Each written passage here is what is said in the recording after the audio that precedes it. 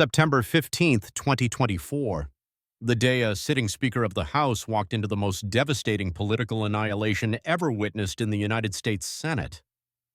Nancy Pelosi thought she was attending a routine hearing on congressional ethics, another softball session to lecture Republicans about corruption. She had no idea that John Kennedy had spent 3 months preparing for this exact moment. Phone records, bank statements, audio recordings, 847 pages of documents assembled like a federal RICO case. Your folksy little act might play well in Louisiana trailer parks. Pelosi opened with her familiar contempt, but this is the United States Senate. Kennedy removed his glasses, cleaned them slowly, and smiled. The smile of a hunter who had just watched his prey walk into the trap. "My mama always told me," he replied, his Louisiana drawl sweet as honey, "that when someone starts throwing rocks, it usually means they're standing on a shaky ground." He paused, letting the silence build. "Shall we test the foundation of your arguments?" She didn't know she had just walked into a kill box. And over the next 4 hours, the Southern gentleman would never raise his voice or lose his temper, but he would completely destroy one of the most powerful politicians in America. What the cameras captured that day would become the most-watched congressional hearing since Watergate. And when Nancy Pelosi finally walked out of that chamber, her career in ruins, federal investigations looming, and her own party turning their backs, she would realize that she had fatally underestimated a man who spoke like a country preacher, but fought like a constitutional scholar. This is that story. Some folks in Washington think being smart means talking down to people who disagree with them. But where I come from, we believe wisdom is knowing when to listen and when to speak truth to power. September 15th, 2024, the day a sitting Speaker of the House walked into the most devastating political annihilation ever witnessed in the U.S. Senate. Nancy Pelosi thought she was attending a routine hearing on congressional ethics and accountability, another softball session to lecture Republicans about corruption. She had no idea that Senator John Kennedy had spent 3 months preparing what would become the most methodical political execution in modern American history. Kennedy's staff had worked in absolute secrecy, assembling files like a federal prosecutor building a RICO case. Phone records, bank statements, audio recordings, every financial irregularity, every security failure, every constitutional violation meticulously documented with the patience of a man who understood that when you come for the Queen, you'd better not miss. Hart Senate Building Room 216 felt electric that morning. Veteran reporters said they'd never felt such tension. C-SPAN went live. International press filled the gallery, sensing history about to unfold. At 9:47 a.m., Pelosi entered with the confident stride of someone who believed herself untouchable. Designer suit, perfect hair, the slight smile of someone who had survived every attack. The San Francisco aristocrat who thought herself beyond accountability's reach. She had no idea she was walking into a kill box. At 10:00 a.m., Senator John Kennedy entered the chamber. 73 but sharp as a bayou cypress, wearing old Southern principles like armor. Behind wire-rimmed glasses, pale blue eyes held the cold intelligence of someone who had never lost a debate that mattered. The Oxford-educated lawyer who spoke like a country preacher. The man who understood that sometimes you had to speak truth to power regardless of how powerful that power believed itself to be. Chairman Durbin's gavel fell at 10:02 a.m., echoing like a gunshot starting a duel.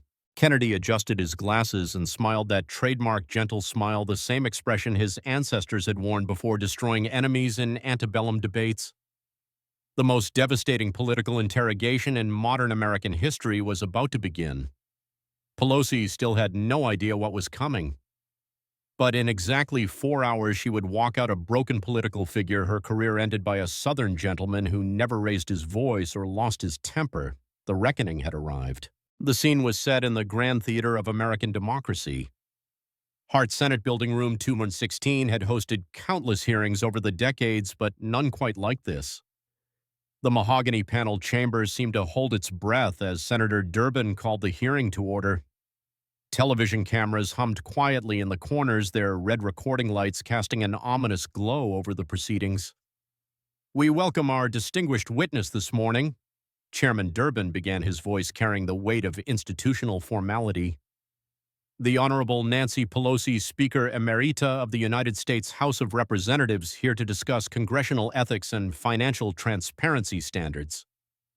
Pelosi sat ramrod straight at the witness table, every inch the San Francisco aristocrat.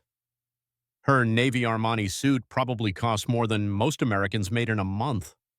Her jewelry caught the light reel diamonds, not the costume pieces worn by lesser politicians' wives. This was a woman who had transformed a modest congressional salary into a nine-figure fortune, and she wore that success like armor.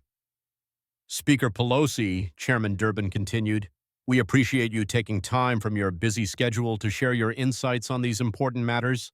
Senator Kennedy, you may begin your questioning. Kennedy leaned forward slightly, consulting his notes with the unhurried deliberation of someone who had all day and a thick file full of damaging information. When he spoke, his Louisiana drawl wrapped around each word like molasses, but there was steel underneath the sweetness. Speaker Pelosi, he began, his tone respectful, almost deferential. I want to thank you for appearing before this committee today. I know your time is valuable, and I genuinely appreciate your willingness to help us understand some rather complex matters regarding congressional stock trading and financial disclosure requirements. His tone was so perfectly polite that observers unfamiliar with Kennedy's reputation might have mistaken it for genuine deference. But Capitol Hill veterans recognized the setup. Kennedy was establishing his gentlemanly credentials before methodically destroying his target, a technique that had become his signature. Now, ma'am, Kennedy continued, I'd like to start with some basic questions about the current system of financial disclosure for members of Congress. In your view, do the existing rules provide adequate transparency for the American people to assess potential conflicts of interest? It was a softball question, the kind of broad policy inquiry that typically opened these hearings. Pelosi should have given a measured response about the importance of transparency and public trust. Instead, something in Kennedy's tone, or perhaps the way he emphasized adequate transparency, triggered her defensive instincts. Her response would go down in political history as one of the most catastrophic miscalculations ever made in a congressional hearing. Senator Kennedy, she interrupted, her voice dripping with condescension, with all due disrespect, your folksy little act might play well in Louisiana trailer parks, but this is the United States Senate. Her tone turned sharper, more cutting. Perhaps you should spend less time crafting one-liners for Fox News and more time learning basic constitutional law.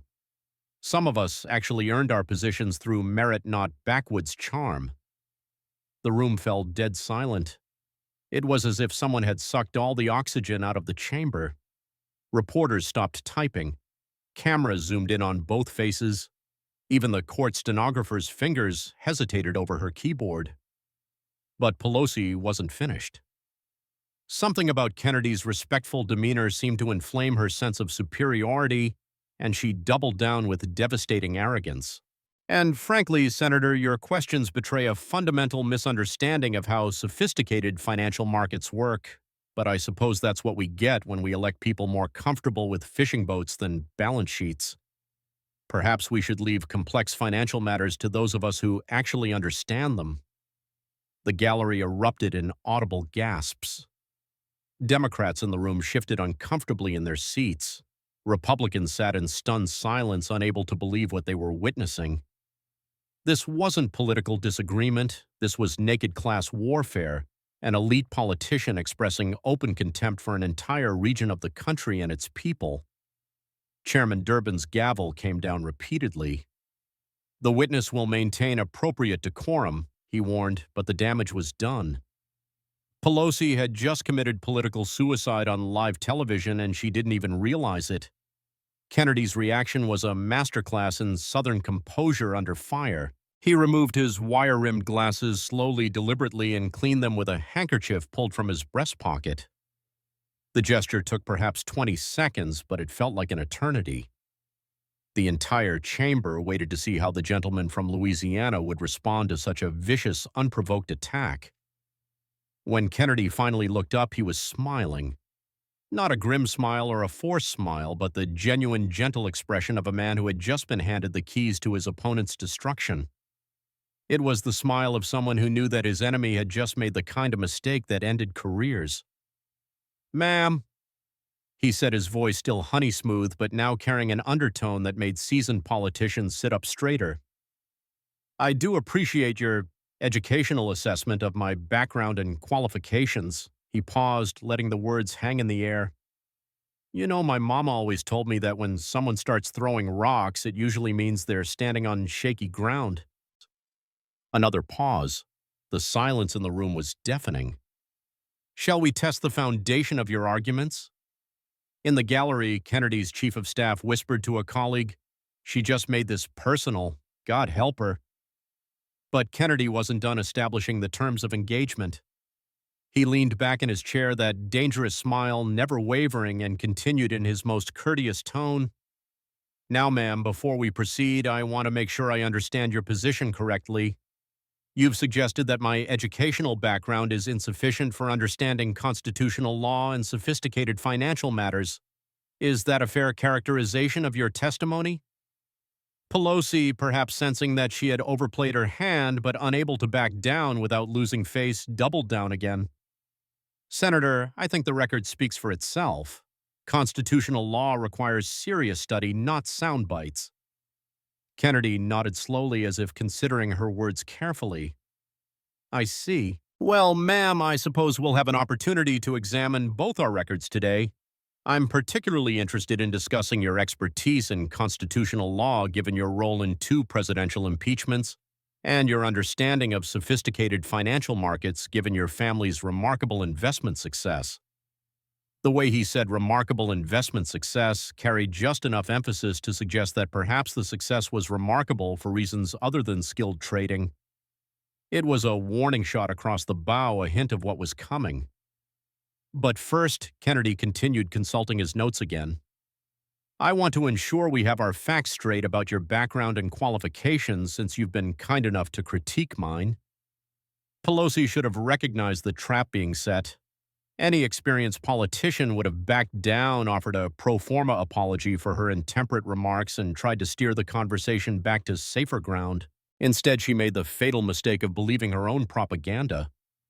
"Senator, I'm happy to discuss my qualifications: 37 years in Congress. Speaker of the House for 8 years, leader of my caucus for 20 years. I think that speaks for itself." Kennedy's smile widened slightly. "Indeed it does, ma'am. Indeed it does." In the gallery, reporters were already crafting their headlines. Political veterans were texting colleagues, "You need to watch this. Kennedy is about to destroy her." Social media was exploding with clips of Pelosi's attack on Louisiana trailer parks and Kennedy's ominous response. But none of them, not the reporters, not the politicians, not even Pelosi herself, had any idea how devastating Kennedy's prepared assault was going to be. The gentleman from Louisiana had spent 3 months building the perfect trap, and the Speaker Emerita had just walked into it with her eyes wide open. The real show was about to begin. Kennedy adjusted his position in his chair, the movement subtle but deliberate. To casual observers, he appeared relaxed, almost leisurely. But those who knew him recognized the signs: the slight tightening around his eyes, the way his fingers drummed once, just once, on the committee table, the almost imperceptible shift in his posture from respectful to predatory. "Mrs. Pelosi," he began, his voice still carrying that honey-smooth Louisiana drawl, "I want to ensure we have our facts straight before we proceed with today's discussion." He opened a thick manila folder, the first of several stacked neatly beside him. "You've had quite a distinguished career in public service, and I want to make sure I do justice to your accomplishments." Behind the scenes, this moment represented the culmination of 3 months of preparation that would have impressed a federal prosecutor. Kennedy's staff had worked in shifts, often through the night, assembling what they privately called the Pelosi files: 847 pages of financial records, phone logs, committee transcripts, travel records, stock trades, real estate transactions, and sworn testimony. The folder Kennedy was opening contained only the first section: Financial Irregularities and Statistical Anomalies 1987-2024. "Now, ma'am," Kennedy continued, You mentioned that some of us earned our positions through merit. I think that's an important point worth exploring. When you first entered Congress in 1987, what was your net worth? It seemed like an innocent enough question, the kind of biographical inquiry that routinely opened these hearings. Pelosi relaxed slightly, perhaps thinking she could control this line of questioning. Senator, I don't recall the exact figures from nearly 40 years ago, but my husband and I were comfortable middle-class professionals. Kennedy nodded encouragingly. Of course, exact figures would be difficult to remember. According to your financial disclosure forms from 1987, and I have them here if you'd like to review them, your reported net worth was approximately $47,000. Does that sound accurate? That's possible, Pelosi replied, still maintaining her composure. And today, according to your most recent financial disclosure, your net worth is approximately $114 million. Is that correct? For the first time since her verbal assault began, Pelosi hesitated. The number hung in the air like an indictment waiting to be read. From $47,000 to $114 million on a congressional salary that never exceeded $223,500 per year. Even accounting for inflation and reasonable investment returns, the mathematics were challenging. Senator, my husband is a successful businessman and investor. Our financial success reflects his decades of hard work and sound investment decisions. Kennedy's smile never wavered. Indeed, Mr. Pelosi has had remarkable success, quite remarkable. The way he emphasized the word remarkable suggested there might be more to that story. We'll certainly want to discuss that success in detail. In the gallery, seasoned political observers were beginning to sense the shape of Kennedy's strategy. This wasn't random fishing expedition. This was a methodical building of a foundation establishing baseline facts that would become crucial when he began exploring the contradictions and impossibilities in Pelosi's financial story. But first, Kennedy continued, opening a second folder. I want to discuss your expertise in constitutional law since you questioned mine. His tone remained perfectly courteous, but there was something new underneath a sharpness that made everyone in the room sit up a little straighter. Ma'am, you mentioned that constitutional law requires serious study.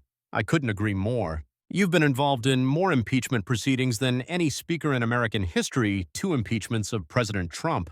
That certainly suggests extensive constitutional expertise. Pelosi preened slightly. This was safer territory, or so she thought. Yes, Senator, the Constitution requires Congress to serve as a check on executive power when necessary. Absolutely, Kennedy agreed. The impeachment power is perhaps the gravest constitutional responsibility entrusted to the House. Alexander Hamilton called it one of the most important of the constitutional provisions. I'm sure you're familiar with Hamilton's writings on impeachment in Federalist 65. It was a test, and everyone in the room knew it. Federalist 65 was Hamilton's detailed analysis of the impeachment process, the foundational text that every serious student of constitutional law would know intimately. Any speaker who had overseen 2 impeachments should be able to cite it chapter and verse. Pelosi's pause was barely perceptible, but Kennedy caught it. Of course, the Federalist Papers are fundamental to understanding the founders' intent, she said carefully. Kennedy nodded as if satisfied. Indeed they are. And Hamilton's analysis of the Senate's role as a court of impeachment, particularly his discussion of the dangers of partisan influence, is quite relevant to our current discussion, don't you think? Another test. Hamilton had specifically warned against impeachment becoming a tool of partisan warfare rather than constitutional remedy. If Pelosi truly understood the constitutional foundations of impeachment, she would recognize the trap Kennedy was setting. The founders were wise to create checks and balances, she replied, staying safely vague. Kennedy made a note on his legal pad, the action visible to everyone in the room. Quite right. And speaking of the founders' wisdom, I'm curious about your views on financial ethics for public servants. Thomas Jefferson wrote extensively about the importance of public officials avoiding even the appearance of impropriety. Are you familiar with his letter to George Washington on this subject? This was becoming a pattern. Kennedy was demonstrating his own deep knowledge of constitutional and ethical foundations while exposing Pelosi's superficial understanding of the very principles she claimed to champion. Each question revealed more about their respective levels of preparation and genuine expertise. But Kennedy wasn't just establishing intellectual superiority, he was building a prosecutorial case piece by piece, fact by fact. Every question served multiple purposes, revealing Pelosi's weaknesses, demonstrating his own thorough preparation, and laying groundwork for the devastating attacks to come. Ma'am, Kennedy continued, his voice taking on a slightly more serious tone. I want to make sure we're all operating from the same factual foundation before we dive into the specifics of your remarkable financial success and constitutional interpretations. He opened a third folder, this one noticeably thicker than the first two. I have here documentation of your family's stock trades over the past 5 years. Are you familiar with the Stock Act of 2012? Of course, Pelosi replied, but her voice carried less confidence than before. Good. And you understand that the act requires disclosure of stock trades by members of Congress and their spouses within 45 days. Yes. And that it's designed to prevent insider trading by those with access to non-public information that could affect stock prices. Obviously. Kennedy's smile broadened. Excellent. Then you'll understand why I find your family's trading patterns so remarkable. There was that word again, but this time it carried the weight of impending doom. In fact, ma'am, I've asked some of the nation's leading experts in financial forensics to analyze those patterns. Their findings are quite interesting. Kennedy gestured toward the gallery where several men and women in business suits sat with briefcases full of documents. Dr. Sarah Chen from MIT's Sloan School of Management is here today, as is Agent Patricia Morrison from the FBI's Financial Crimes Division. For the first time, genuine alarm flickered across Pelosi's face. This wasn't going to be a typical congressional hearing with prepared talking points and friendly questioning. Kennedy had brought actual experts, actual investigators, actual evidence. But we'll get to that shortly, Kennedy continued as if discussing the weather. First, I want to address your earlier comments about my qualifications and the people of Louisiana. The shift in tone was subtle but unmistakable. The courteous Southern gentleman was about to remind everyone exactly who they were dealing with. Ma'am, you suggested that my background is somehow inadequate for understanding constitutional law and sophisticated financial matters. You also made some rather pointed comments about Louisiana trailer parks and fishing boats. Kennedy's voice remained level, but everyone in the room could feel the temperature drop. I want to make sure I understand your position correctly. Are you suggesting that people who live in trailer parks or work on fishing boats are somehow less worthy of representation than those who live in San Francisco mansions? It was a masterful reframing. Kennedy had taken Pelosi's elitist attack and turned it into a question about the fundamental dignity of working-class Americans. No matter how she answered, she would either have to double down on her contempt for regular people or back down from her earlier attacks. Pelosi tried to thread the needle. Senator, I simply meant that complex financial and constitutional matters require specialized knowledge. Kennedy nodded slowly. I see. And you believe that someone like me, someone who graduated magna cum laude from Vanderbilt University, earned a law degree from the University of Virginia, where I was executive editor of the Virginia Law Review and received a Bachelor of Civil Law degree with first-class honors from Oxford University, lacks that specialized knowledge. The credentials hung in the air like a verbal slap.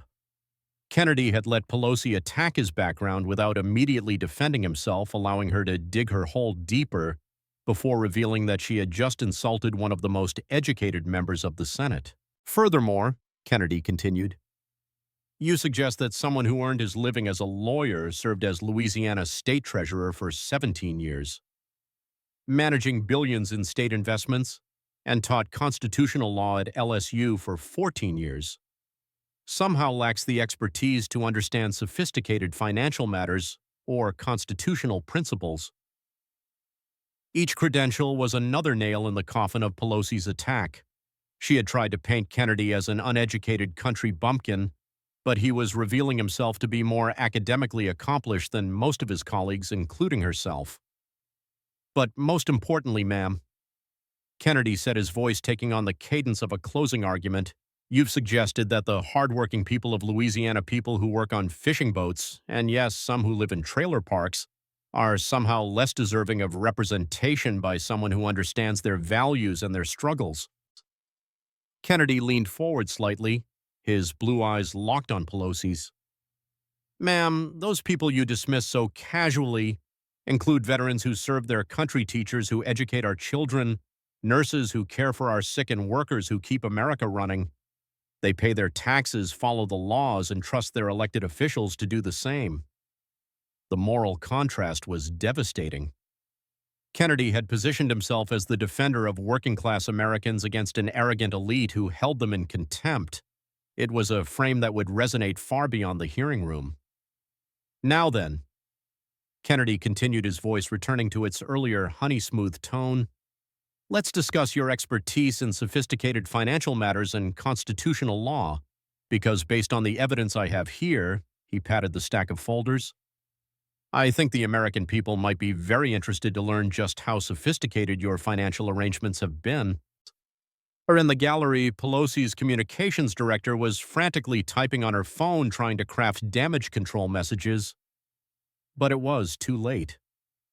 Kennedy had systematically destroyed Pelosi's credibility, exposed her elitist contempt for regular Americans, and established himself as both intellectually superior and morally grounded. The trap had been set, and Pelosi had walked into it willingly. Now came the springing of that trap, and it would be more devastating than anyone in that room could imagine. Kennedy opened the thickest folder of all, pulled out what appeared to be a phone record, and smiled his most dangerous smile. Ma'am, let's talk about July 1st, 2024. It was quite an interesting day for your family's investment portfolio. The committee room had fallen into the kind of silence that precedes either great triumph or great catastrophe. Kennedy held the document in his hands like a poker player revealing a royal flush, but his expression remained that of a gentleman discussing the weather. The gallery leaned forward collectively, sensing that whatever came next would be significant. Ma'am, Kennedy began, his Louisiana drawl wrapping around each word with deliberate precision. You've built quite an impressive financial portfolio during your decades of public service. I'm particularly interested in understanding how your family has achieved such remarkable investment success. Pelosi shifted slightly in her chair, the first sign of real discomfort she had shown. Her earlier confidence was beginning to crack, replaced by the wariness of someone who sensed danger but couldn't yet see its shape. As I mentioned, Senator, my husband is an accomplished businessman and investor. Kennedy nodded agreeably. Indeed, he is. In fact, his timing has been absolutely extraordinary, almost supernatural, one might say. He consulted the document in his hands. For instance, let's discuss July 1st, 2024. Do you recall that date, ma'am? I can't be expected to remember every specific date, Senator. Of course not. Let me help refresh your memory. Kennedy's voice took on the precision of a prosecutor presenting evidence to a jury. I have here your husband's complete phone records for July 1st, 2024, obtained through proper legal channels as part of this committee's oversight responsibilities. The words phone records and proper legal channels sent a visible shockwave through Pelosi's team. In the gallery, her chief of staff was now typing furiously on his phone, likely alerting lawyers and crisis management specialists. Kennedy continued, his tone never varying from conversational politeness. According to these records, at precisely 2:47 p.m. on July 1st, Mr. Pelosi received a 12-minute phone call from your personal office line. Would you happen to remember what that conversation was about? Pelosi's response came too quickly, betraying her nervousness. Senator, my husband and I discuss many things throughout the day. Personal matters, family issues, any number of topics. I'm sure you do. Kennedy's smile never wavered. But what's particularly interesting about this specific call is what happened next.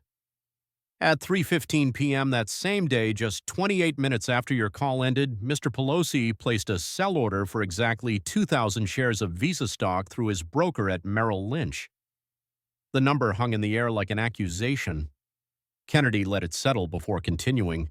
Now, ma'am, that trade was worth $526,480, quite a substantial transaction. But what makes it truly remarkable is that exactly 63 days later, the Department of Justice filed a major antitrust lawsuit against Visa alleging monopolistic practices in the debit card market.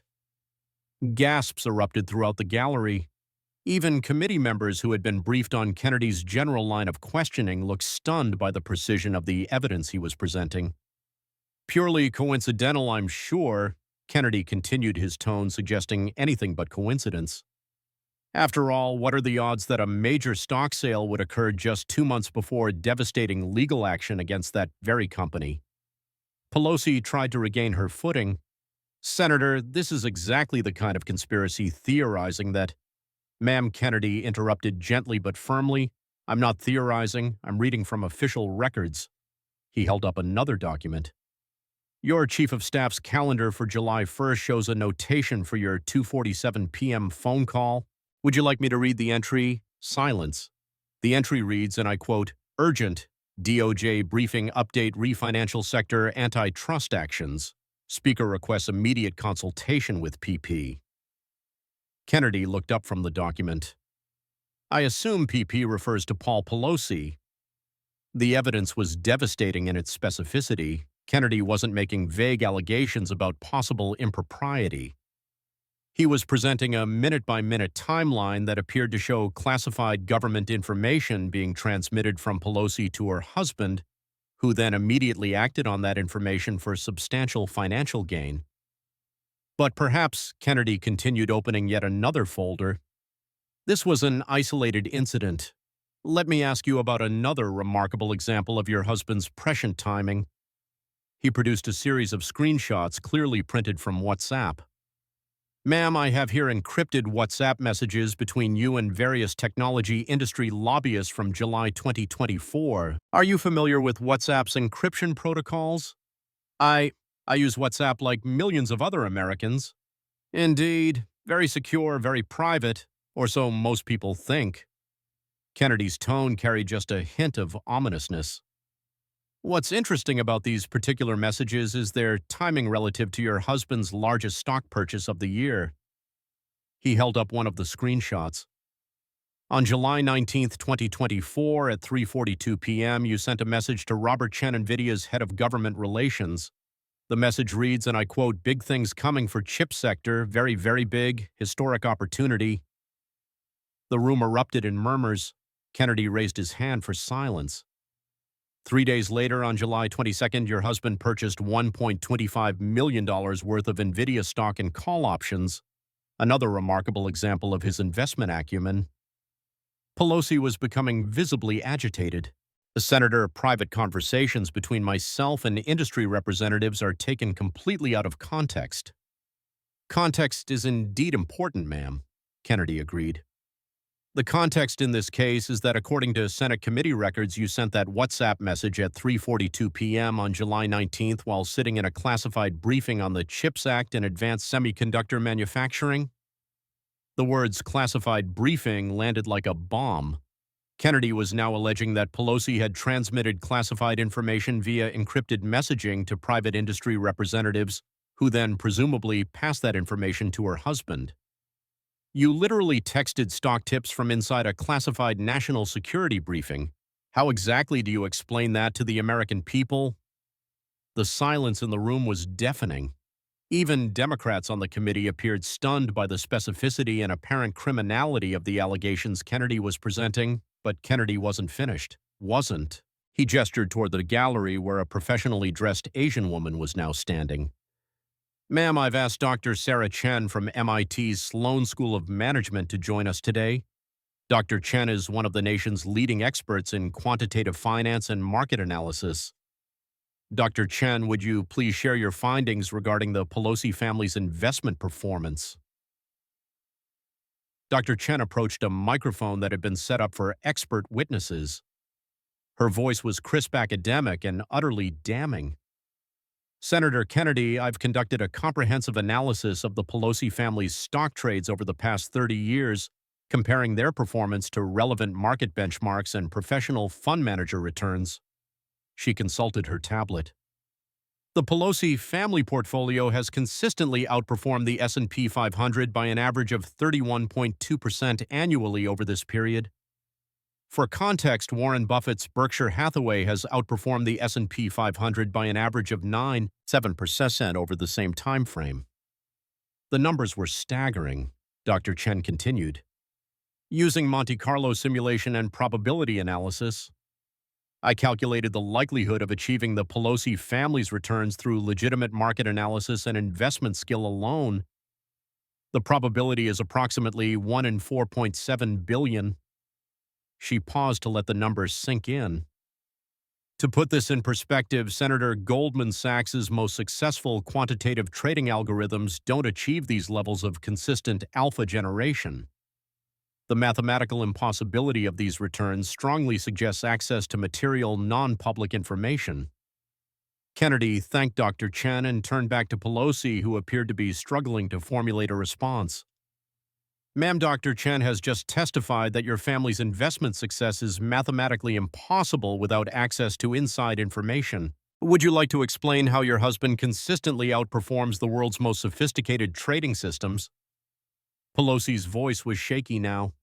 Senator, this is clearly a coordinated attack designed to— Ma'am, Kennedy interrupted, his voice still honey-smooth but now carrying steel underneath. I'm not attacking anyone. I'm presenting evidence, mathematical evidence, documentary evidence, evidence that suggests a pattern of behavior that would make Bernie Madoff blush. He opened his final folder from this section. But let me ask you this. Dr. Chen, based on your analysis, would you recommend that Goldman Sachs hire Mr. Pelosi as their head of quantitative trading? Or would you recommend that the Securities and Exchange Commission open a formal investigation into securities fraud? Dr. Chen didn't hesitate. Based purely on the mathematical impossibility of these returns without material non-public information, investigation would be the appropriate course of action. The hearing room erupted. Chairman Durbin gavelled for order, but the damage was done. Kennedy had systematically presented evidence that appeared to show the Speaker Emerita and her husband engaged in large-scale insider trading over multiple decades, enriching themselves by tens of millions of dollars while holding positions of public trust. Pelosi was now stammering, unable to form coherent responses. The confident, arrogant woman who had insulted Kennedy's background and Louisiana's people was crumbling under the weight of mathematical precision and documentary evidence. But Kennedy's expression remained that same gentle smile. Ma'am, I know this is a lot of information to process. Perhaps we should take a brief recess before we discuss your expertise in constitutional law and some interesting developments regarding January 6th security failures. The suggestion of more devastating revelations to come sent another wave of whispers through the gallery. Pelosi's staff was now in full crisis mode, but there was nowhere to run, nowhere to hide from the methodical destruction Kennedy was orchestrating. The financial web had been exposed in all its corrupt complexity.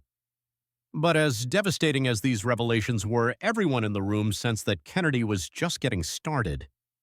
The Southern gentleman was playing a much longer game, and Pelosi was beginning to realize that she had walked into the most sophisticated political trap ever constructed.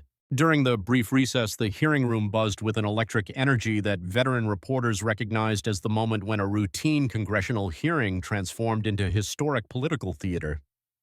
Social media was exploding with clips of Kennedy's financial evidence. News networks were interrupting regular programming. The hashtag #Pelosi Insider Trading was trending nationwide. But those who knew Kennedy's methods understood that the financial revelations, devastating as they were, had merely been the opening act. The real devastation was yet to come. When the hearing resumed, Kennedy appeared refreshed, almost relaxed. He opened a new set of folders, these marked with red classified covers that had been officially declassified for the hearing. The sight of classified documents sent another ripple of anticipation through the room. Ma'am? Kennedy began, his voice carrying the same courteous tone that had become his signature. I'd like to shift our discussion to your knowledge of constitutional law and governmental security procedures. These are areas where you've claimed particular expertise. Pelosi had used the recess to compose herself, but her earlier confidence was gone, replaced by the wary expression of someone who now knew she was facing a skilled prosecutor with unlimited ammunition. Specifically, Kennedy continued, I want to discuss January 6, 2021, and your role in the security failures that occurred that day. The topic seemed to catch Pelosi off guard. After the devastating financial evidence, she might have expected more of the same. Instead, Kennedy was pivoting to what had long been considered her strongest political ground, her victimization during the January 6th Capitol attack. Senator, I think my record on January 6th speaks for itself. I was a target of that mob, and I've been consistent in holding those responsible accountable. Kennedy nodded sympathetically. Indeed, you were a target, and that must have been terrifying. But I'm more interested in your role in the security preparations, or lack thereof, that preceded the attack. He opened the first classified folder. Ma'am, are you familiar with HBO's documentary about January 6th filmed by your daughter Alexandra? Yes, of course. And you're aware that some footage from that documentary has recently been made public? I've seen some of it, yes. Kennedy's smile widened slightly. Well, ma'am, I have some footage that wasn't made public. Footage that the January 6th committee somehow failed to include in their final report despite having access to it. He gestured to a large screen that had been set up during the recess. With the committee's permission, I'd like to play some audio from January 6th, 2021, recorded by your daughter's film crew. The screen displayed audio only as Kennedy pressed play. What followed was Nancy Pelosi's voice, clearly audible and unmistakably authentic, recorded as she was being evacuated from the Capitol. I fucked this up completely. How did I not see this coming? The National Guard should have been here yesterday. This is on me. We have totally failed. We have to take some responsibility for not having any accountability for what was going on there.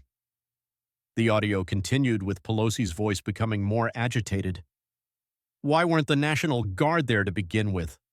They clearly didn't know, and I take responsibility for not having them just prepared for more. We're going to get crucified for this, and we deserve it.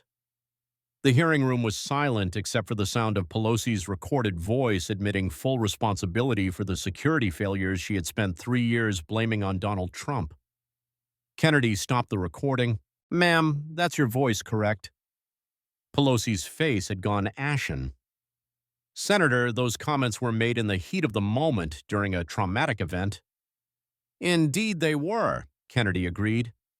Moments of crisis often reveal truth that careful political calculation conceals, but let me play just a bit more. The audio resumed, with Pelosi discussing the formation of what would become the January 6th Select Committee.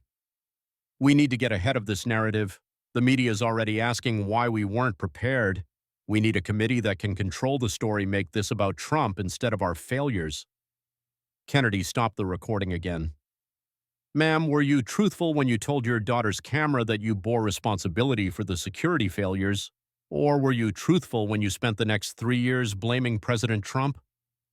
The question was devastating because it forced Pelosi to admit she had lied either privately to her family or publicly to the American people. There was no safe answer, but Kennedy wasn't finished. He opened a second classified folder. Ma'am, I have here a Department of Defense memorandum dated January 5, 2021 regarding National Guard deployment for January 6th events.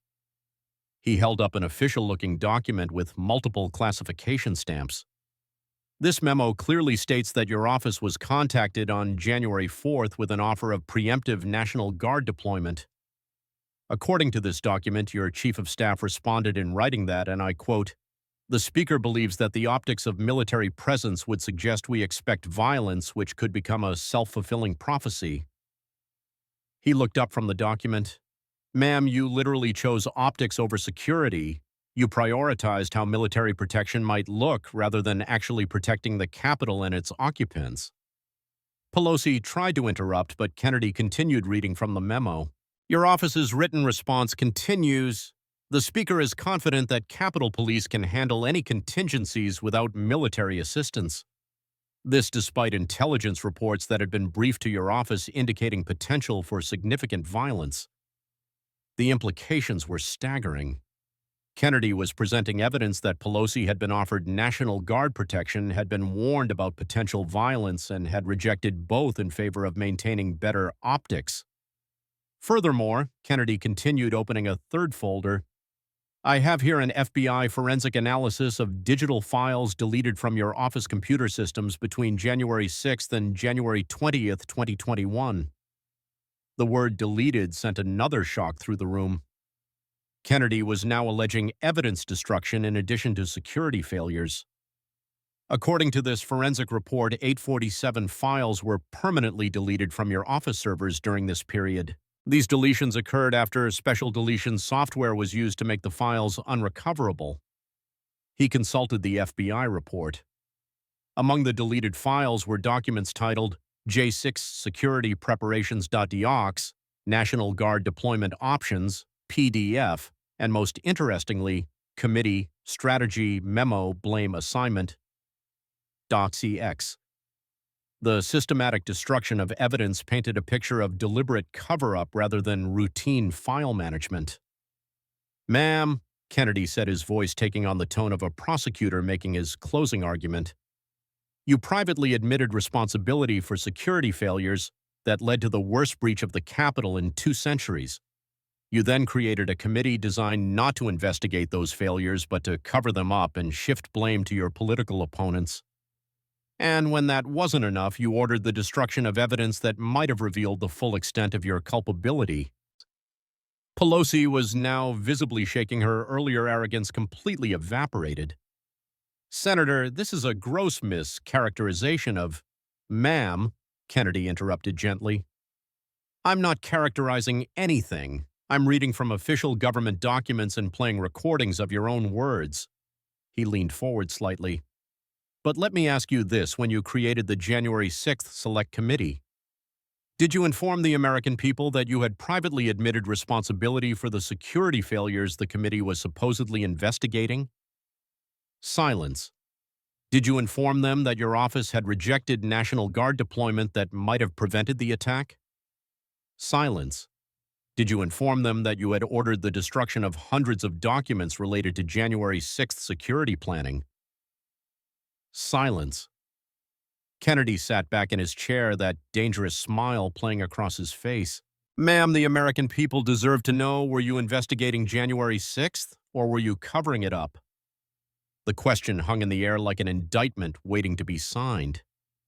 Kennedy had systematically destroyed the central narrative of Pelosi's political legacy, that she was the victim and hero of January 6th, rather than the architect of its failures and cover-up. But even this devastating revelation paled in comparison to what Kennedy had planned for his next assault. The constitutional violations were about to be exposed, and they would make the financial crimes and security failures look like misdemeanors compared to the felonies still to come. The hearing room had taken on the atmosphere of a courtroom where the defendant was being systematically destroyed by irrefutable evidence. Kennedy's methodical presentation had already exposed financial corruption and security failures, but seasoned political observers could sense he was building towards something even more devastating. As Kennedy opened his next set of folders, these marked constitutional analysis, impeachment proceedings. Pelosi appeared to brace herself for another assault. She had tried to portray herself as a defender of constitutional principles during the Trump impeachments, but Kennedy's expression suggested that narrative was about to be demolished as thoroughly as the others. Ma'am, Kennedy began, his Louisiana drawl as smooth as ever, you mentioned earlier that constitutional law requires serious study. I couldn't agree more. The impeachment power is perhaps the gravest constitutional responsibility entrusted to the House of Representatives. Pelosi attempted to reclaim some dignity. Yes, Senator, the Constitution requires Congress to serve as a check on executive power when necessary. Absolutely, Kennedy agreed. Alexander Hamilton wrote extensively about impeachment in Federalist 65. Are you familiar with Hamilton's specific warnings about the dangers of partisan impeachment? It was another test, and both of them knew it. Pelosi's pause was telling. Of course, the Federalist Papers provide important historical context. Kennedy nodded as if expecting that response. Indeed, they do, and Hamilton specifically warned that impeachment could become the persecution of an intemperate or designing majority in the House of Representatives. He worried that partisan passion could override constitutional principle. He opened a folder and withdrew what appeared to be an audio recording device. With that in mind, ma'am, I'd like to play some audio from your private Democratic caucus meeting on December 18, 2019, the day before the first Trump impeachment vote. Pelosi's eyes widened. Private caucus meetings were supposed to be confidential. The existence of a recording suggested either a leak from within her own party or surveillance that she had never discovered. Kennedy pressed play. The audio quality was clear and Pelosi's voice was unmistakable. I don't give a damn about the Constitution right now. We're taking him down, period. The impeachment is just theater. We already know what the outcome will be. The Senate won't convict, but that's not the point. The point is damage. The recording continued with Pelosi's voice becoming more heated. If we can't beat him at the ballot box, we'll beat him in the well of the House. This isn't about high crimes and misdemeanors. This is about making sure he can't govern effectively. Kennedy stopped the recording. The silence in the room was profound. Pelosi had just been caught on tape admitting that impeachment wasn't a constitutional remedy but a political weapon designed to damage a president. She couldn't defeat electorally. Ma'am, Kennedy said quietly, is that constitutional governance or political warfare? Pelosi tried desperately to regain control. Senator, that recording is taken completely out of context, and I question its authenticity. Ma'am, Kennedy interrupted. The recording was made by Congressman Adam Schiff as part of his notes for the impeachment proceedings. We obtained it through a congressional subpoena. Would you like me to call Congressman Schiff to authenticate it? The revelation that Schiff had made the recording added another layer of devastation. Pelosi's own ally had documented her constitutional violations, but Kennedy wasn't finished. He opened another folder containing what appeared to be email printouts.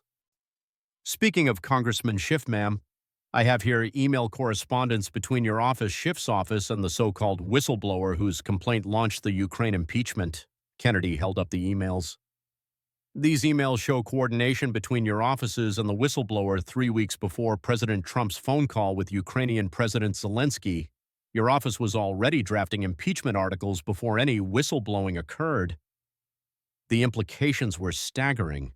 Kennedy was presenting evidence that the entire Ukraine impeachment had been a setup planned in advance rather than a response to discovered wrongdoing. In fact, Kennedy continued reading from the emails your chief of staff wrote to Schiff's office. We need to find a pretext. Ukraine phone calls might work if we can get someone from the intelligence community to raise concerns. Pelosi was becoming increasingly agitated. Those emails are classified and taken out of context. Kennedy smiled that dangerous smile. Ma'am, you just confirmed their authenticity. Thank you. Now, would you like to explain to the American people why you were planning impeachment before you had any evidence of wrongdoing? The trap was elegant and inescapable. By claiming the emails were classified, Pelosi had implicitly confirmed they were real, while simultaneously proving that Kennedy had legitimate access to them through proper oversight channels. But Kennedy saved his most devastating attack for last. He closed the folders and looked directly at Pelosi with the intensity of a prosecutor delivering a closing argument. Ma'am, since you've questioned my constitutional knowledge and overseen more impeachments than any speaker in history, I'm sure you can recite Article 2, Section 4 of the Constitution from memory. It was a simple challenge that any high school civics student should be able to meet, let alone someone who had wielded the impeachment power twice. Pelosi's face went blank. She opened her mouth, closed it, and then tried to deflect. Senator, I'm not here to take a civics quiz. Kennedy's voice took on a tone of genuine astonishment. Ma'am, you impeached a president of the United States twice, but you can't recite the constitutional standard for impeachment. He leaned forward, his voice carrying the weight of moral authority. The exact phrase, ma'am, is high crimes and misdemeanors. 4 words. The constitutional standard you claim to uphold while admitting privately that you didn't care about the Constitution. The intellectual humiliation was complete. Pelosi had presented herself as a constitutional scholar while being unable to recite the most basic constitutional provision related to her actions as Speaker. Kennedy sat back in his chair, his voice returning to its gentle tone.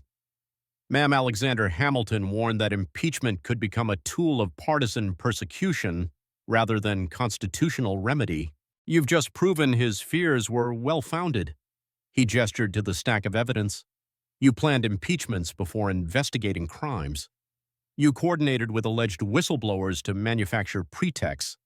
You admitted that you didn't care about constitutional standards, and you can't even recite the constitutional provision you claim to be defending. The constitutional moment had arrived, and it was devastating in its completeness. Kennedy had exposed Pelosi not as a defender of constitutional principles, but as someone who had perverted the Constitution's gravest remedial tool for partisan political advantage. But the expression on Kennedy's face suggested that even this revelation was merely preparation for the ultimate destruction yet to come. The Southern gentleman was methodically demolishing every aspect of Pelosi's public persona, and the climax was still ahead. The cumulative weight of Kennedy's revelations had transformed the hearing room atmosphere from political theater to criminal trial. Pelosi's earlier arrogance had been replaced by barely controlled panic, but Kennedy showed no mercy. If anything, his courteous demeanor had become more pronounced, like a surgeon maintaining bedside manner while performing an amputation. Ma'am, Kennedy began opening yet another folder with the deliberate care of someone who had all day and unlimited ammunition. I'd like to discuss your understanding of public service and your connection to the people you represent. The shift seemed almost gentle after the devastating constitutional revelations, but those familiar with Kennedy's methods recognized this as the setup for the kill shot. Character assassination required a different approach, more personal, more visceral, more emotionally devastating than mere financial or constitutional violations. During our discussion today, you've made some pointed observations about trailer parks and fishing boats, suggesting that those who work in such environments or live in such circumstances somehow lack the sophistication to understand complex matters. Kennedy's voice carried a note of genuine curiosity, as if he were truly puzzled by Pelosi's worldview. I'm wondering if you could help me understand how someone develops such perspective on their fellow Americans. Pelosi attempted to regain some footing. Senator, I never intended to disparage any group of Americans. Of course not, Kennedy agreed readily. I'm sure it was simply an honest expression of your genuine feelings, which is why I think it might be helpful to examine how those feelings manifest in your actual conduct. He opened the folder and withdrew what appeared to be credit card statements and receipts. Ma'am, I have here your personal credit card statements for the months of March, April, and May 2020, during the height of the COVID-19 lockdowns. The introduction of personal financial records sent another shock through the room. Kennedy was about to expose something intensely personal and potentially humiliating. During this period, when small businesses across America were forced to close by government mandate, when families were choosing between rent and groceries, when unemployment reached levels not seen since the Great Depression, you spent some rather interesting amounts on personal luxury items. Kennedy consulted the statements. In March 2020 alone, you spent $47,000 on what your credit card company categorizes as luxury goods and services. Would you like me to itemize these expenses? Without waiting for an answer, Kennedy began reading $24,000 at Jenny's Splendid Ice Creams for what appears to be a specialty freezer and premium ice cream products, $12,000 at eSalon for private hair and beauty treatments, $11,000 at various luxury retailers for what the receipts describe as designer face masks and premium personal protective equipment. Each expenditure was more tone-deaf than the last. While Americans struggled with basic necessities, Pelosi had been spending their annual incomes on luxury ice cream and designer pandemic accessories. Your total COVID-era luxury spending, Kennedy continued, exceeded $127,000 in just 3 months. For context, ma'am, that's more than the median annual income for 60% of American families. But Kennedy wasn't done. He had prepared a visual aid that would become one of the most devastating moments in congressional hearing history. Ma'am, I'd like you to meet someone. Kennedy gestured toward the large screen which now displayed a video connection. This is Maria Gonzalez. She lives in your congressional district. The woman on screen appeared to be in her 40s, clearly struggling economically, sitting in what looked like a makeshift shelter. Her eyes held the hollow look of someone who had lost everything. Mrs. Gonzalez, Kennedy said gently, would you please tell Speaker Pelosi about your living situation? Maria's voice was steady but heartbreaking. I've been homeless for 3 years, living 4 blocks from Nancy Pelosi's mansion in Pacific Heights. I have 2 children. We've been staying in a tent encampment because we can't afford San Francisco housing prices. Kennedy nodded sympathetically. And Mrs. Gonzalez, have you ever seen Speaker Pelosi in your neighborhood? Never, not once in 3 years. She drives by in her chauffeured car sometimes, but she's never stopped. Never talked to any of us, never acknowledged that we exist. The contrast was devastating. While Pelosi spent thousands on luxury ice cream, her own constituents were living in tents blocks from her mansion. Mrs. Gonzalez, Kennedy continued, what would you like to say to Speaker Pelosi? Maria looked directly into the camera. I'd like to ask her why she gets richer every year while we get poorer. Why she has multiple houses worth millions of dollars while we don't have one. Why she spends more on ice cream in a month than we make in a year. Kennedy thanked Maria and ended the video connection. The silence in the hearing room was deafening. Ma'am, Kennedy said quietly, you've represented San Francisco for 37 years. During that time, homelessness in your district has increased by 400%. Your personal net worth has increased by 400%. Would you like to explain that correlation? Pelosi tried to deflect. Senator, homelessness is a complex issue with many contributing factors. Indeed it is, Kennedy agreed. But let me ask you about another correlation. During your tenure representing San Francisco, how much taxpayer money have you allocated for your personal security detail? Kennedy opened another folder. According to Capitol Police records, you've spent $2.4 million in taxpayer funds on personal security over the past 5 years. That's in addition to your regular Capitol Police protection. The number was staggering, but Kennedy's follow-up was even more damaging. During this same period, ma'am, how many police officers have been defunded or removed from the streets of San Francisco due to policies you've supported? The implications were clear. Pelosi had provided herself with premium security while supporting policies that removed protection from her own constituents. Let me make sure I understand this correctly. Kennedy continued, his voice taking on the cadence of a closing argument. You spend more on luxury ice cream in a month than your homeless constituents make in a year. You live in multiple multi-million-dollar mansions while they live in tents. You have 24/7 armed security while supporting policies that defund their police protection. Kennedy paused, letting the moral arithmetic sink in. And yet you feel qualified to lecture a United States senator about trailer parks and fishing boats. You feel entitled to dismiss the people of Louisiana as unsophisticated while your own constituents suffer in the streets outside your mansion. The character assassination was complete and devastating. Kennedy had exposed Pelosi not just as corrupt or incompetent, but as fundamentally disconnected from the suffering her policies had caused, fundamentally hypocritical in her lifestyle choices, and fundamentally contemptuous of the American people she claimed to serve. But Kennedy's expression suggested that even this devastating personal attack was merely a prelude to something even more destructive.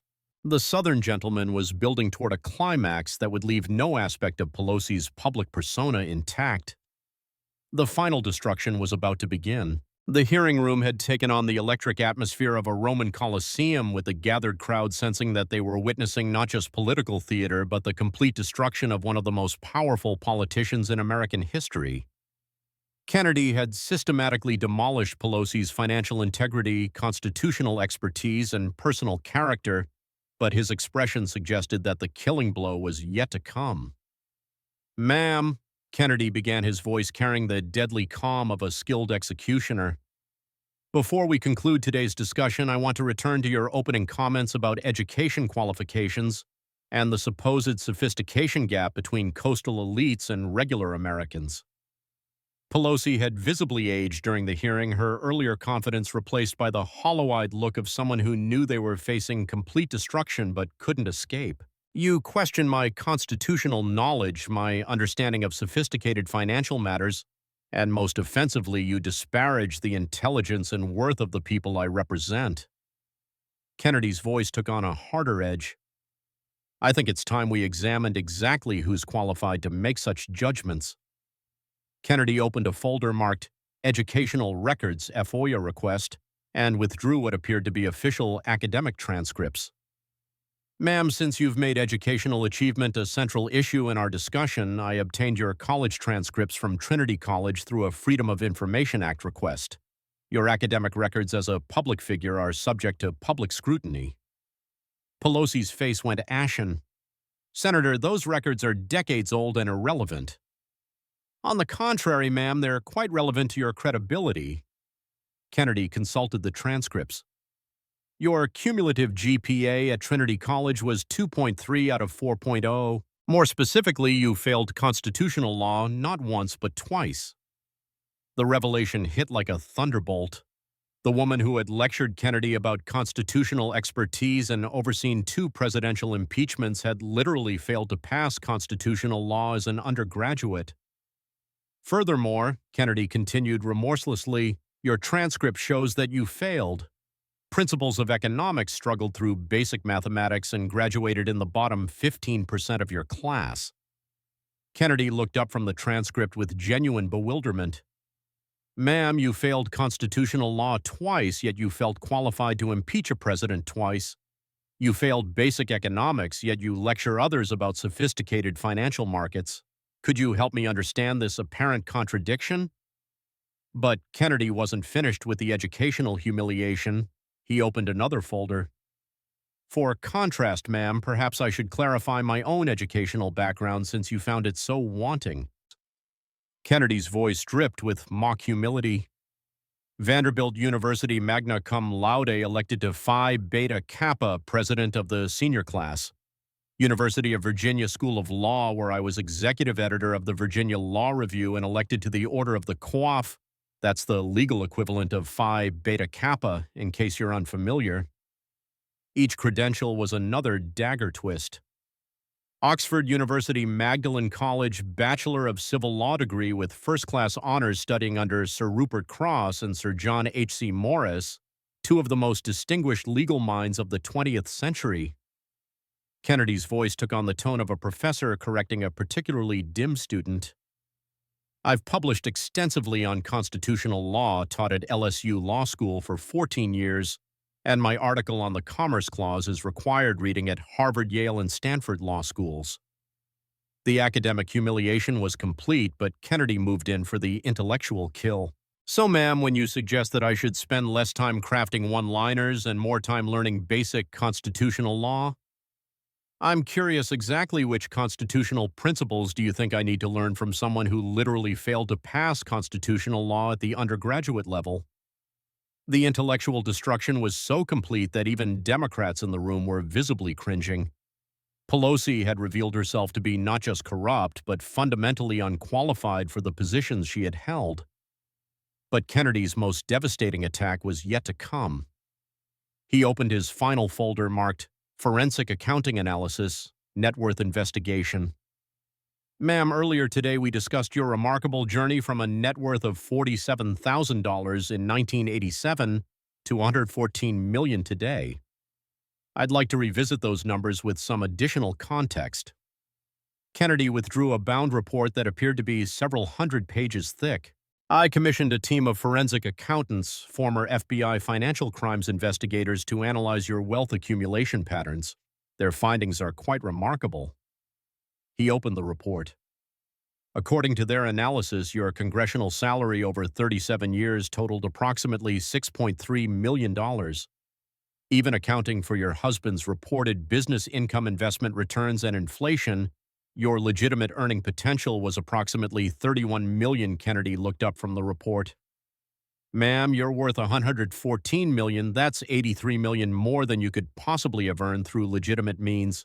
Where did that extra 83 million come from? Before Pelosi could respond, Kennedy continued. Our forensic team identified 847 stock trades that occurred within 30 days of congressional action that would predictably affect those stock prices. The probability of this timing occurring by chance is less than 1 in 14 trillion. The numbers were staggering, but Kennedy's conclusion was devastating. Ma'am, based on this analysis, your family has engaged in what appears to be the largest congressional insider trading scheme in American history. You've stolen from the American people for nearly 4 decades while lecturing them about morality and public service. But Kennedy wasn't done. His voice took on the moral authority of an Old Testament prophet. You want to talk about trailer parks and fishing boats? Let me tell you about those people you hold in such contempt. Kennedy's voice rose for the first time during the hearing, carrying the passion of genuine moral outrage. Those people in Louisiana trailer parks include veterans who served their country with honor while you were getting rich off classified information. They include teachers who educate our children for $40,000 a year while you make that much in a single stock trade. They include nurses who risk their lives caring for others while you live in luxury, bought with their tax dollars. Kennedy stood up his full moral authority on display. Those people you dismiss so casually understand something you've forgotten. Public service means serving the public, not serving yourself. They know the difference between right and wrong, even if they can't afford designer ice cream or multiple mansions. His voice dropped to a deadly whisper. Ma'am, you attacked my constituents, questioned my education, and lectured me about sophistication. But the truth is simple. The people in those Louisiana trailer parks have more wisdom, more integrity, and more understanding of American values than you've shown in 37 years of public service. Kennedy returned to his seat, but his voice carried the finality of a judge pronouncing sentence. You've enriched yourself while your constituents became homeless. You violated your oath while lecturing others about constitutional duty. You failed at basic academic subjects while claiming intellectual superiority. You've betrayed the public trust while demanding public respect. Kennedy opened his final document, a single sheet of paper. Ma'am, I have here the contact information for several excellent criminal defense attorneys. Based on the evidence presented today, you're going to need them. He looked directly into Pelosi's eyes. The choice is yours. Resign with whatever dignity you have left or wait for the handcuffs. But your career as a public servant is over. The silence in the room was absolute. Kennedy had achieved something unprecedented in modern politics, the complete intellectual, moral, and legal destruction of one of the most powerful politicians in America, accomplished through nothing but facts, evidence, and unshakable moral clarity. Pelosi sat in stunned silence, her political career lying in ruins around her. The Southern gentleman had delivered on his promise to speak truth to power, and the power had crumbled under the weight of that truth. The silence that followed Kennedy's final words stretched through the committee room like the calm after a devastating storm. It was the kind of silence that follows earthquakes, profound, eerie, and filled with the awareness that everything had changed in an instant. Senator Kennedy sat back in his chair with the satisfied expression of a craftsman who had just completed his finest work, while Nancy Pelosi appeared visibly diminished. Her earlier confidence replaced by the hunted look of someone who had been thoroughly and publicly eviscerated. Chairman Durbin, recognizing that Kennedy had effectively ended the hearing with his systematic destruction of Pelosi's credibility, struggled to maintain some semblance of institutional dignity. The committee will take a brief recess to consider today's testimony, he announced, his voice betraying his own shock at what had unfolded. As the gavel fell, the room erupted.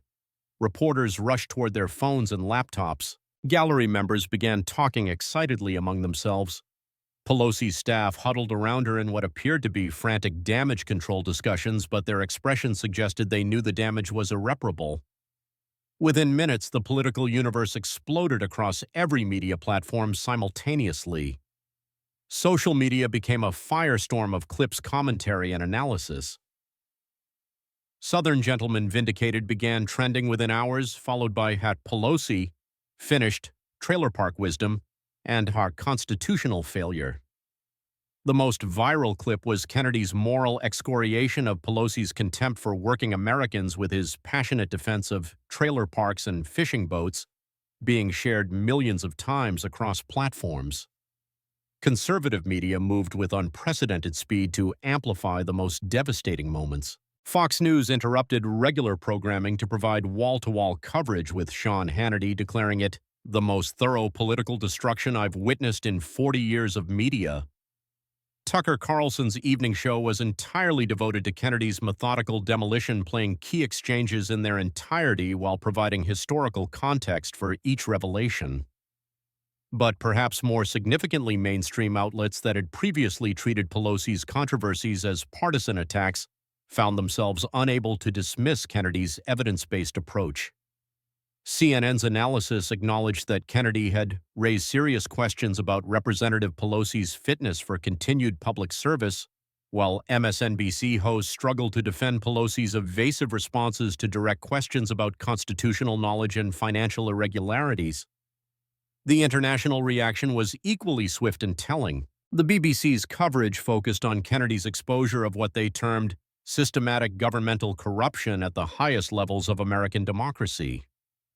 European media outlets treated the hearing as validation of their long-held skepticism about American political institutions, while emphasizing Kennedy's role as a reformer, exposing deep-seated corruption.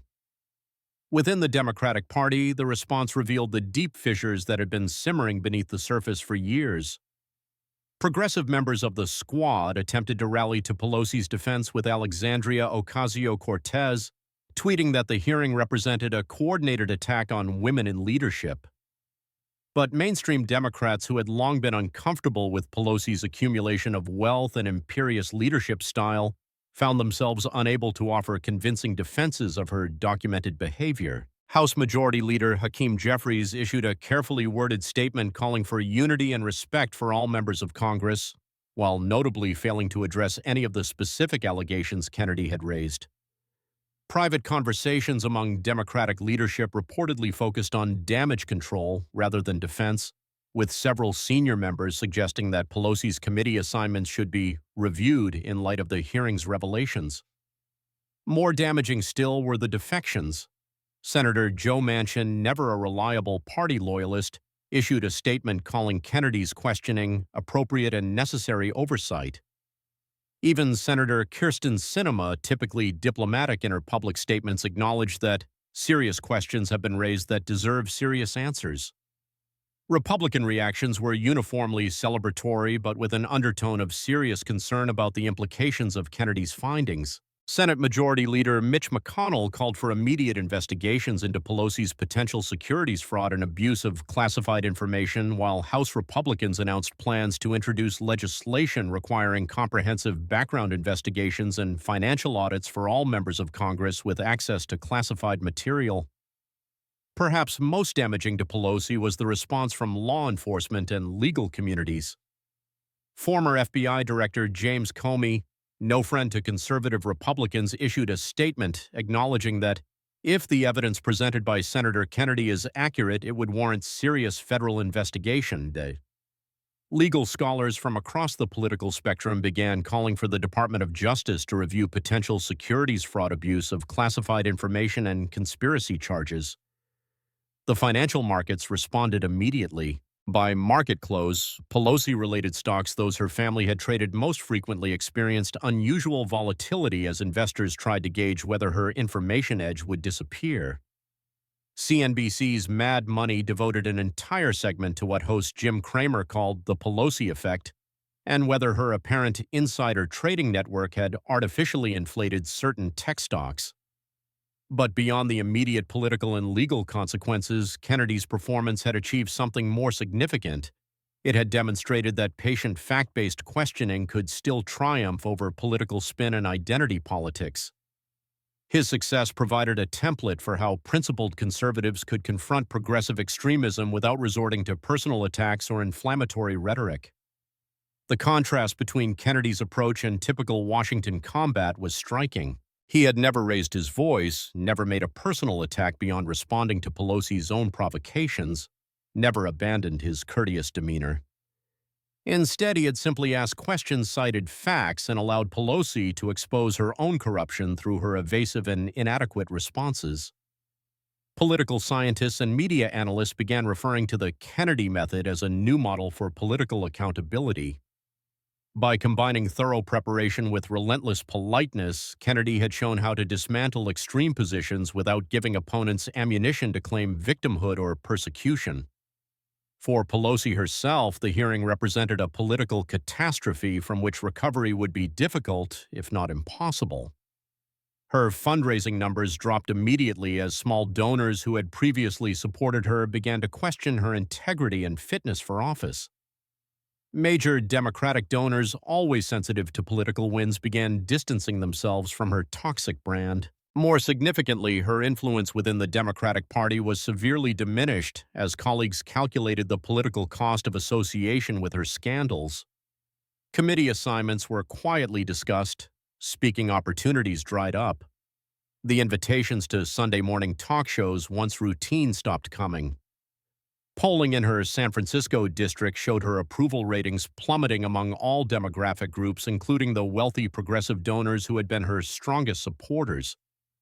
Even in one of the most liberal districts in America, voters expressed concern about the financial irregularities and constitutional violations Kennedy had documented. The San Francisco business community, already frustrated with the city's decline under progressive policies, seized on Kennedy's revelations as evidence of the fundamental disconnect between Pelosi's personal enrichment and her constituents' suffering. The contrast between her multiple mansions and the homeless encampments blocks away became a symbol of progressive hypocrisy that even sympathetic media couldn't ignore.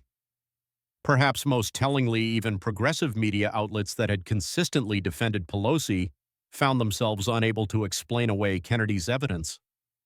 The Nation published a reluctant editorial acknowledging that serious questions about financial impropriety must be addressed. The New York Times, after initially attempting to dismiss the hearing as a partisan circus, was forced to assign investigative reporters to verify Kennedy's claims, most of which proved accurate and well-documented. Late-night television, typically a reliable source of Democratic talking points, struggled to find humor in Kennedy's methodical presentation of evidence. Saturday Night Live's attempt to mock the hearing fell flat, with even liberal audiences seeming uncomfortable with jokes about financial corruption and constitutional violations. The international intelligence community watched the proceedings with particular interest. Allied nations that had grown accustomed to sharing sensitive information with congressional leadership began quietly reviewing their protocols for information sharing with potentially compromised American officials. As the immediate aftermath of the hearing settled into longer-term political analysis, one conclusion became inescapable. Senator John Kennedy had achieved something remarkable. Through patient questioning and moral clarity, he had exposed the fundamental dishonesty and anti-American attitudes of one of the progressive movement's most prominent figures. The Southern gentleman had demonstrated that truth carefully presented and courteously delivered remained the most powerful weapon in American political discourse. In an age of shouting matches and personal attacks, Kennedy had shown that quiet competence and moral authority could still triumph over extremism and dishonesty. In the days following the hearing, Senator Kennedy's office was flooded with an unprecedented volume of correspondence. Letters arrived from across the country, not just from Louisiana, but from every state, every demographic, every political persuasion. The themes were remarkably consistent: gratitude for his courage, admiration for his dignity, and hope that his example might inspire others to speak truth to power with similar grace. Kennedy himself characteristically downplayed his role in what media outlets were calling the political event of the decade. In interviews following the hearing, he maintained the same courteous tone that had made his questioning so devastating, describing his approach as simply asking questions that needed to be asked and expecting answers that made sense. In the South, we're taught that character matters more than credentials, Kennedy told Fox News Sunday the weekend after the hearing, that your word is your bond and your actions reflect your values. We're also taught to honor those who sacrifice for our freedom and to love the country that gave us our opportunities. He paused his expression, showing the sadness of someone who had hoped for better from a fellow American. Representative Pelosi seems to have missed those lessons. She's shown a pattern of dishonesty about her personal conduct, disregard for the laws that govern the rest of us, contempt for working Americans, and casual dismissal of constitutional principles she swore to defend. When asked by NBC's Chuck Todd whether he felt any sympathy for Pelosi given the intense scrutiny she was now facing, Kennedy's response revealed the moral clarity that had made him so effective during the hearing. "I feel sympathy for anyone who finds themselves in a difficult position," he said, "but I feel more sympathy for the families who lost their life savings while the Pelosi's got mysteriously richer. I feel sympathy for the small business owners who were ruined by lockdowns while Nancy flaunted her luxury ice cream. I feel sympathy for the homeless people living in tents outside her mansion while she lectures others about compassion." Kennedy's voice took on the tone of a preacher delivering a moral lesson. "And I feel sympathy for the American people who deserved representatives who understood the difference between public service and self-service." The interview responses revealed Kennedy's deep understanding of what the hearing had really been about. This wasn't partisan politics or personal vendetta. It was a fundamental question about the nature of American democracy and whether elected officials could be held accountable for their actions.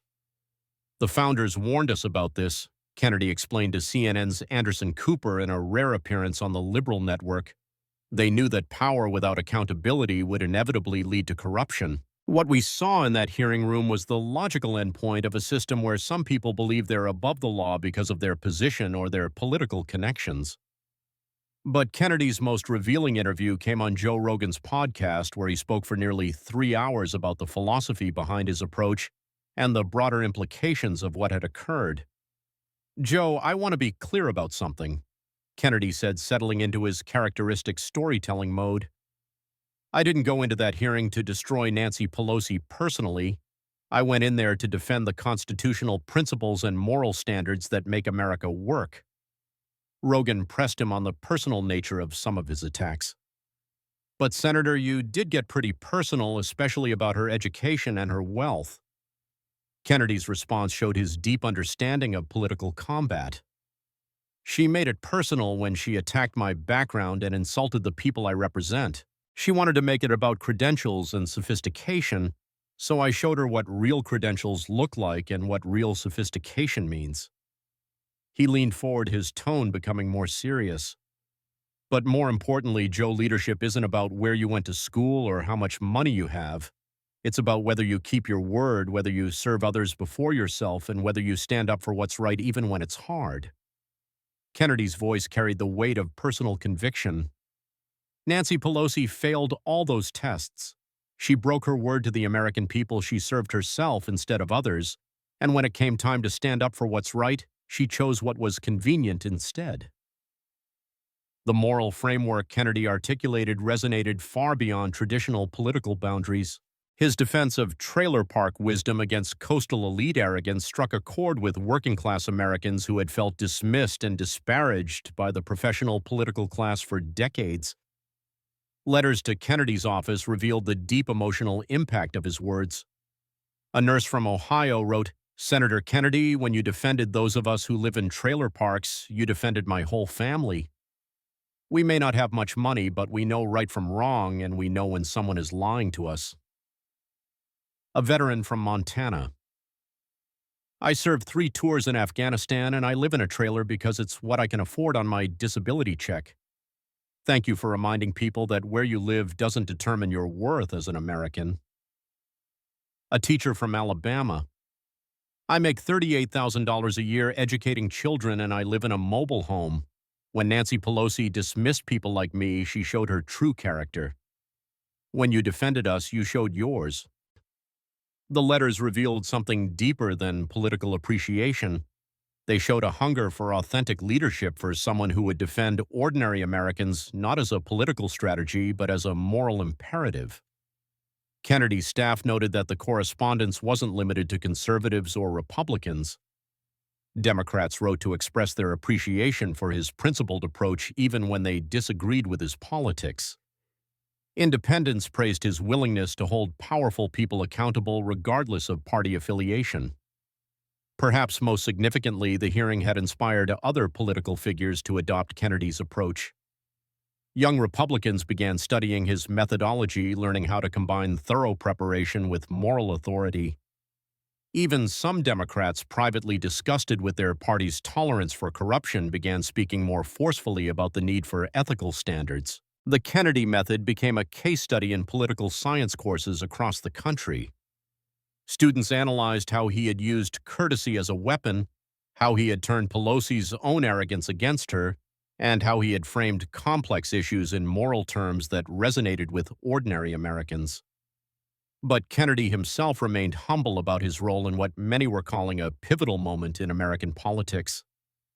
In his final interview of the week with his hometown newspaper in Louisiana, he offered perhaps his most personal reflection on the hearing and its aftermath.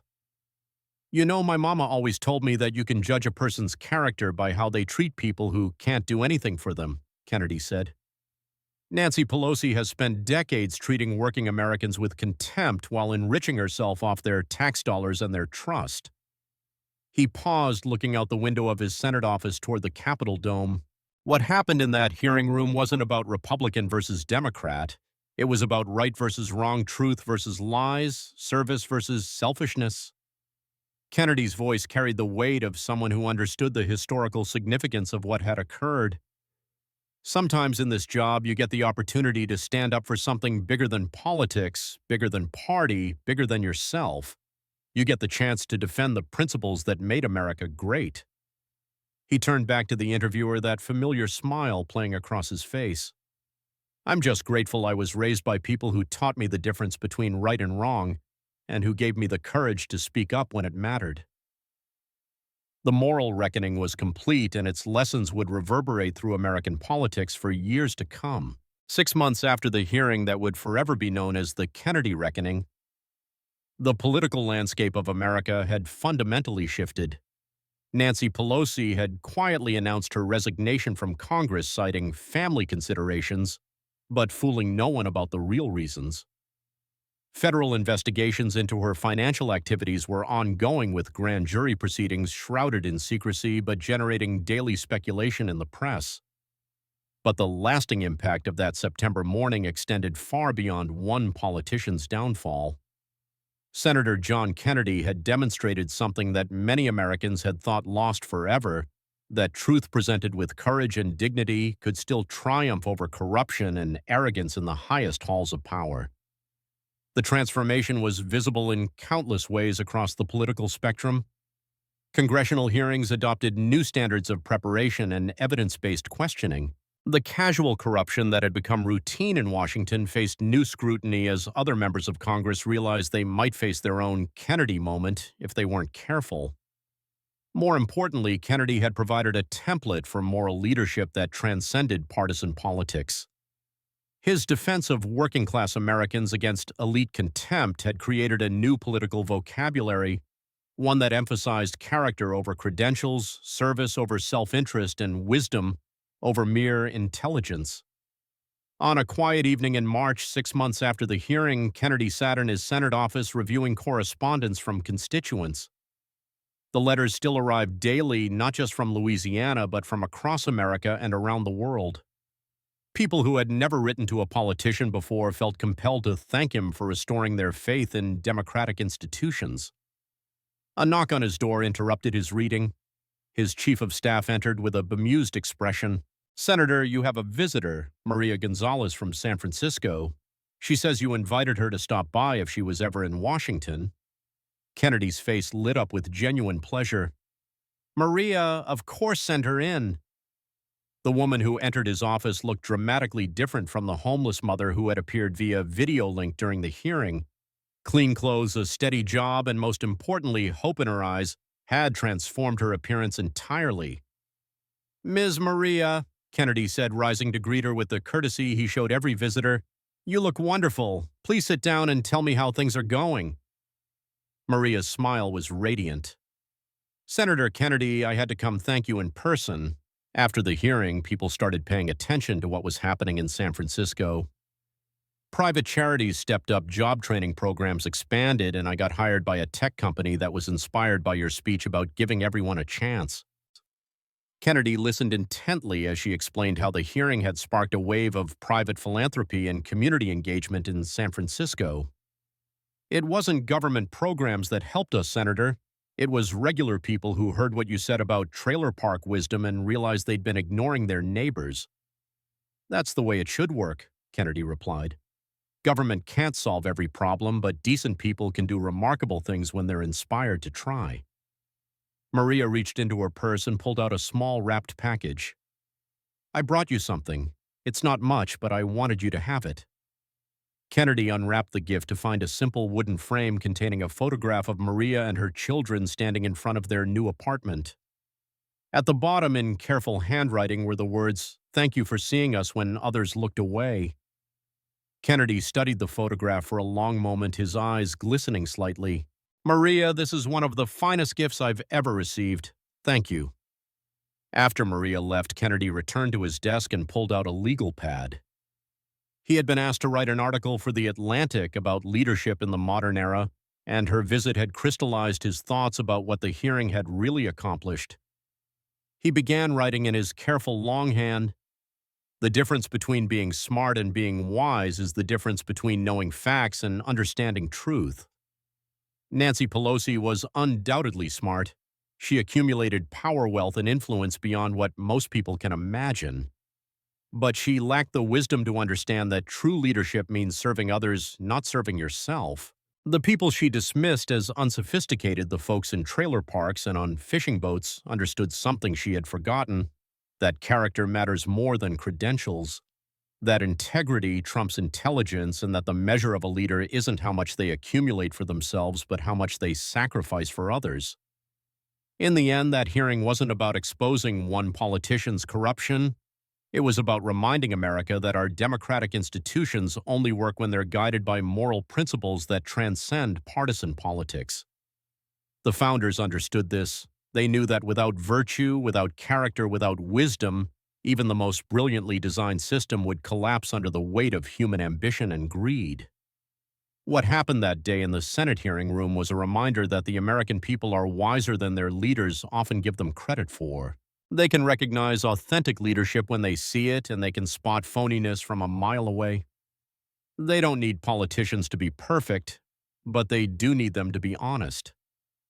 My mama used to say that you can judge a person's character by how they treat people who can't do anything for them.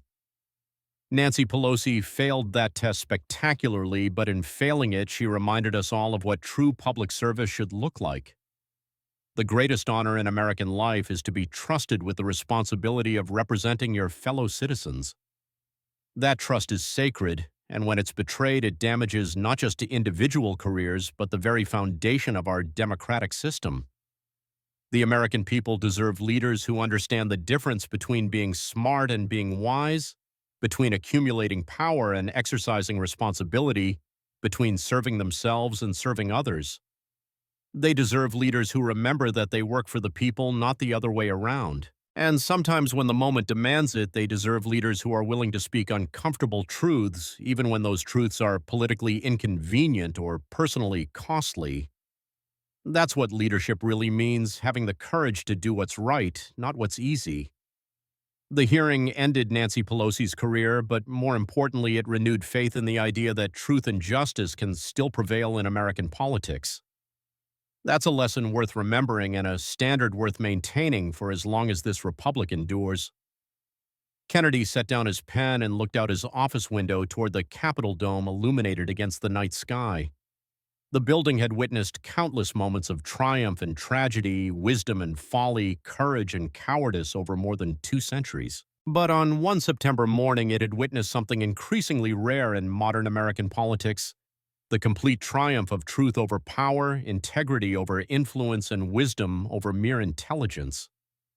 The Southern gentleman had reminded America of what real leadership looked like, and the lesson would endure long after the headlines faded and the political winds shifted once again.